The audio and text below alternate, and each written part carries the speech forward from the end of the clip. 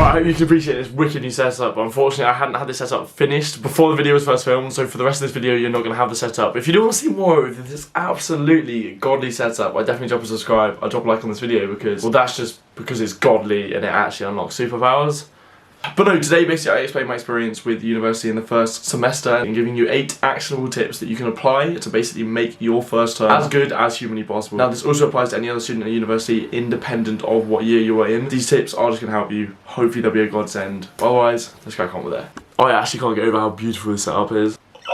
I'm actually gassed. Okay, welcome to the video. I've got my Brocco ready to go because quite frankly, this week has been mental and that is partially the reason why the video is now on Wednesday rather than Monday. Obviously, it's going to go back to Monday next week, but this week, apologies, it came out on Wednesday, so did last week. I hope you guys did enjoy the last video. The last video, in my opinion, was one of, if not the best video on this channel. I put so much time into it. I think it was about 25 hours. It was a 34-minute video of just pure vibes. You guys seem to absolutely love it. The ones of you that have seen it, so if you do want to watch that, that is up there. Anyway, today, diving straight in, this video is exactly what I learned from my first semester at uni and exactly what I was implementing to change that for this semester. Due to the last week, there are going to be some massive updates coming for this channel, for me, for my life, and I genuinely think it's going to be really relatable, really valuable for you guys to hear. So that is coming on the channel. If you do want to hear that, don't forget to stop and subscribe. Otherwise, why was last term so quite frankly unorganized? If you really don't care about the backstory, feel free just to skip to the tips. I won't blame you. Essentially, last term started decently, like I was somewhat on top of things for the whole of the first 2 weeks, and then after that first 2 weeks, I started to get behind. I started to realise I couldn't actually balance all of the things I wanted to do. So for example, coming into uni, not only do we have the coursework, but I've also got to edit all of these YouTube videos. I was also working for Mana, I was also working for Class Ninjas. So basically 3 jobs on top of the uni work. I thought that was going to be sustainable. I was in an ignorant mindset coming into university. It became very apparent within the first 2 weeks that that was not going to be possible. Obviously, you have quite a lot of time at university, but you're doing things like cooking, you're doing things like cleaning, you're getting organised, you're so independent and there's so many other things that you have to worry about, so that time isn't purely free time. You have to worry about making sure you survive, which before you hadn't necessarily had to do. So that was quite a big shock to the system, and balancing that shock with an increased workload just didn't really go well for me. And as a result, I started to fall behind on lectures, I started to fall behind on worksheets. I did manage to catch up with all the lectures, but the worksheets, they started to slip severely. Like I think over the whole of the first semester, I did about 2 out of 12 worksheets. It was very poor. But that comes into the second reason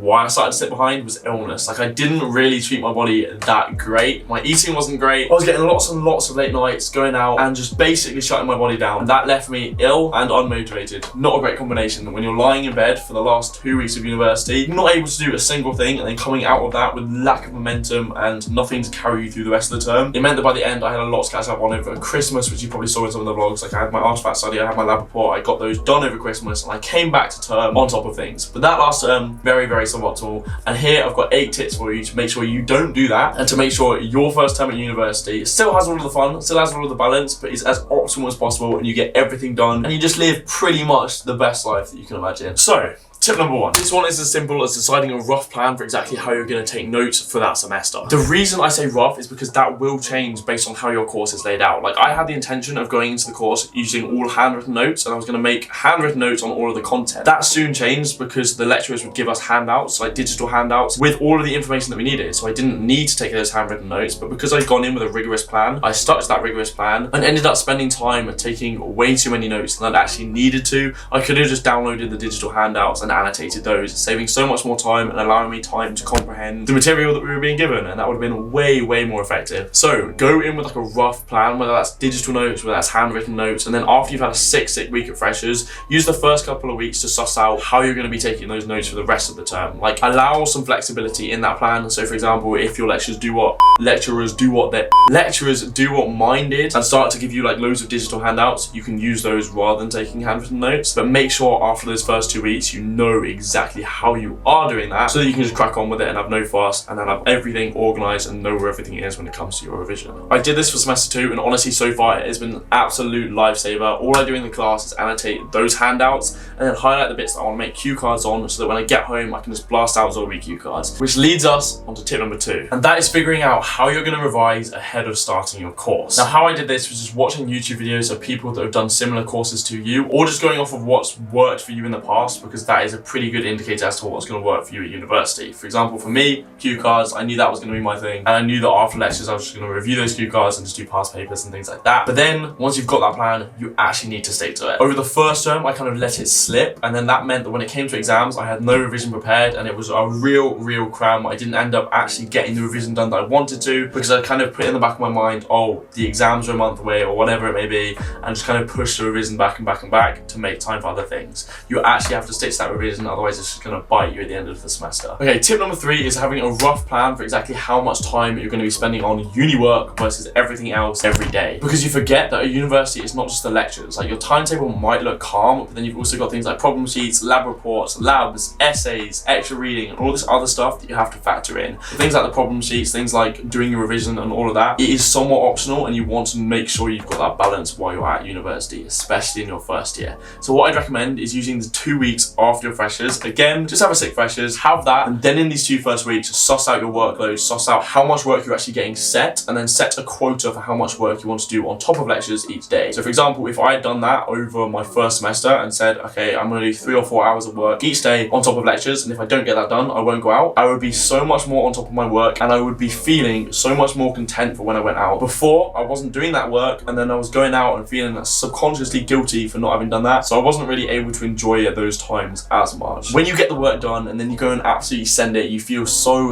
much better, feel more fulfilled. So yeah, set quotas for work and make sure you stick to it. As a possible side note with this, you can actually build in something like a reward system. For example, if you do 1 complete day of that quota, you might get like a drink token, or you might unlock a trip after 5 full days where you can go to London, or you can go like see your mates at other unis, almost like reward yourself with the social experiences, so that it feels like you're achieving something to be able to unlock the reward. It's easier said than done, I completely understand, but that would help massively when it came to your workload and when it came to feeling like some sort of overall life balance. Okay, tip number 4 is having a solid task management system, so you know everything that you have to do, when you have to do it by, but also have the freedom to prioritize tasks that you want to prioritize. Last term, my organization with this really sucked. I used a Notion template that really wasn't meant for students, and it just meant I had this massive tasks I had to do with no real prioritization, no real due date. I had no gauge for when and what I had to do. It was just this massive task, and it led to me feeling more unmotivated. It was kind of just like a massive mental stress, which is why this semester, Jorge, my flatmate, actually built this wicked Notion template, and then I tailored it for exactly what I needed it for. And the thing is, Jorge had never used Notion before. And within like an hour or 2, he'd built the best task management system that I had ever seen. Notion honestly has the power to do pretty much anything you need. Like, I use it to track all of my video workflows, I use it to track my university work, I use it to track my groceries, like what I have, when it expires, and what I need to use so it doesn't go out of date and all of this. Then I also use it to track less important things like my thought processes, like what books I'm reading at what point, what I've learned from those books, and just kind of like my digital mind, essentially. It is my life digitally, and it is so easy to use, hence the fact Jorge, without any experience, literally built that task management system from the ground up. I'm actually gonna have a video on my entire Notion setup coming within the next few weeks or so make sure to subscribe in that. But all of the Notion templates I'm using in this video, I am gonna link in the description below, so if you do want to use any of them, links are in the description. But otherwise, a massive thanks to Notion for sponsoring this video. It has honestly been a huge goal of mine, because for the last 3 or so years, I have been using Notion. It has literally been the dream. I am so gassed. Big thanks to Notion, definitely recommend. Okay, and that leads us to tip number 5, and that is having a good system for knowing what food you have in stock and what food you need to buy. Last term, my management when it came to food was absolutely atrocious. Like, most of my flat will know, I barely ever cooked. The only things I cooked was like pasta, beans on toast, spaghetti bolognese, all of like the really easy stuff, and then I'd have my Huel shakes, I'd have just like loads of random snacks, and most of the time I'd end up leaving my food because I'd forget about it. It would go off, and it was just a waste. I'd end up spending way more money than I needed to, and it was just really inefficient, which is why this semester I used Notion and I built a tracker. This tracker literally tells me everything that I have in stock, when everything goes out of date, where it is in the house, whether it's in this drawer, whether it's downstairs, whether it's in the fridge or the freezer, and then at the very top it tells me everything that expires that day, everything that expires within a week, so I make sure to use it before it goes out of date. And because I'm never like wasting food, and because I know exactly what I've got in stock, I don't make like little trips to my campus shop, wasting more money because the shop is more expensive. I just do like a weekly or bi-weekly online shop, go through that list of everything that I don't have in stock. I've also got it organized by essentials, so if I do need like a quick top up, I can just run by the essentials and not spend money on unnecessary crap. And then every time I do that shop, when it comes in, I just add it all to the stock, write in the dates that everything goes off, and then for the next 2 weeks I don't have to worry about shopping, I don't have to worry about the food I've got in, because I can see everything that I've got in when it goes out of date. So if I want some lunch, want some dinner, I can just look at the ingredients I have, go make it, eat it, and enjoy that luxury for the next 2 weeks. Tip number 6 is just having quick, easy meals ready for you when you can't be asked to cook, because quite honestly, I can never be bothered to cook. I only do it when I'm in the right mindset, which honestly this term, because of all of the systems and tips I've given you, menu,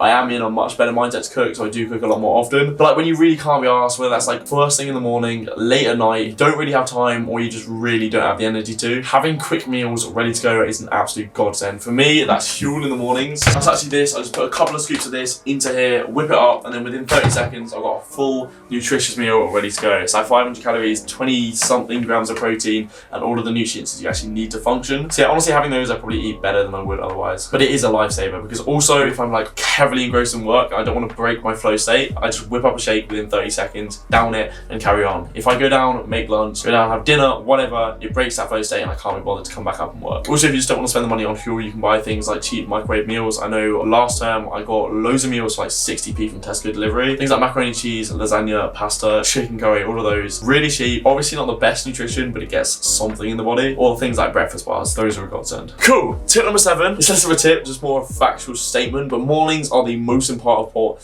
Or what am I even saying? Mornings are the most important part of your university routine. If you don't start your mornings well, you just don't get the work done. Like honestly, after a night out, if I don't have anything planned for the day, and I've probably gone to bed at like 6, 7, even 8 a.m, I'm probably not gonna wake up until about 4 or 5 in the afternoon, and then I've just wasted a full day. So what I recommend is before you go to bed the night before, putting a glass of water ready, set an alarm to wake you up to your favorite song, putting your phone with the alarm on like the other side of the room, or literally just getting your mate to come in and scream in your ear so you get out of bed. Because once you start the day, it's so easy to build up motivation, momentum, and like crack on with everything you need to do. If you snooze through your alarms, it just makes the day so much worse, so much harder to get out of bed, and then once you're out of bed, it's so much harder to tackle the work and keep that work going. Safe to say, my mornings last term were absolutely not ideal whatsoever. Slept through a few lectures, or woke up about 4 p.m, many occasions, so far from optimal. With this term, I've been slightly better. There is still a lot of room for improvement, but things like this have definitely helped, and it has really stepped up my workload. Not my workload, my working efficiency. I'm not sure what you describe that as, but yeah, it's helped. Okay, and then tip number 8, just enjoy yourself. At the end of the day, half of university is the experience, and you just need to make sure that you're not too hard on yourself when it comes to work. Don't let the work inhibit you from going out, meeting new people, making new experiences, having sick nights, and quite honestly, even though last term I was so behind on work, I had the most amazing time. Like I met some sick people, and I did create those memories that I quite honestly don't think I will ever forget. And I'm not going to regret that. So make sure that your work and your mindset isn't keeping you from going out and making those experiences, because at the end of the day, life is about experiences. So if you're sat in your room working 24/7 for the whole of university, you're probably going to look back on it when you're on your deathbed or whatever it may be and think, why did I spend all of my time doing that? Relax your mindset and realize that it's not the be all and end all. However, don't go out so much you don't have any time for your course, end up slipping massively behind like I did last term. Like it wasn't just from the fact I went out, it was obviously illness and stuff like that as well, and lots of reasons that are coming in future videos, but it was definitely a factor. Woo. Okay, cool. I do hope you found this video helpful. Once again, a massive thanks to Notion for sponsoring this video. If you haven't downloaded it already, I just genuinely don't know for you. It has leveled up my life here, and I definitely recommend that. Also, my full Notion setup is going to be coming in a few videos, but otherwise, you've got lots and lots more content to enjoy, so I definitely recommend dropping a subscribe. If you have found anything in this video helpful, I drop a like. I do also read every single one of your comments, and honestly, they make my day, so please drop some more of that. Otherwise, yeah, hope you enjoyed. I'll see you in the next one. I live inside my own world of make-believe.